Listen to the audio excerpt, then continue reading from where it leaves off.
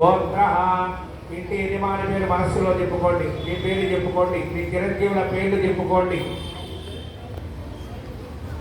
Survey భక్తానాం నమస్కారం చేసుకొని చెప్పండి అంతా కూడా. అస్మాకం మమ కుటుంబానాం మమ పరివారాం వర్గానాం క్షేమాం స్థైర్యం ధైర్యం వీర్యం విజయం అభయం ఆయు ఆరోగ్యం ఐశ్వర్యం అభివృద్ధి సిద్ధ్యర్థం ధర్మార్థ కామమోక్ష చతుర్విధ ఫలపురుషార్థ సిద్ధ్యర్థం మమ గృహే ఉద్యోగే వ్యాపారే వ్యవహారే వ్యవసాయే రాజగృహే రాజముఖే సర్వకార్య దిగ్విజయ అనుకూల్యత ఫల సిద్ధ్యర్థం మమ గృహే సకల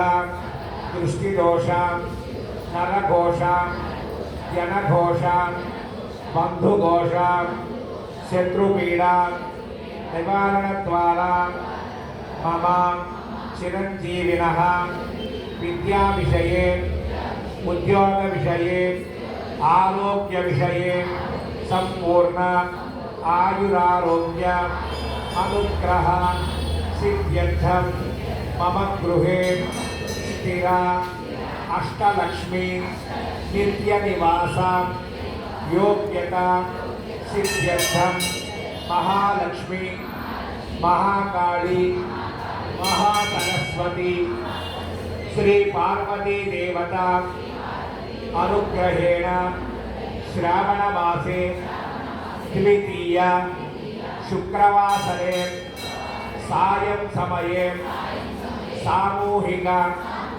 కుంకుమార్చన పూజా గత్వేన సర్వ విఘ్నోప శాంత్యర్థం ప్రథమతః మహాగణపతిం పూజా అహం కరిష్యే.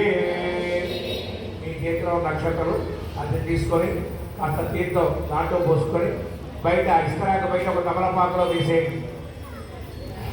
ఒక తమలపాకు ఇస్తరాకు కింద పెట్టుకోండి బయట.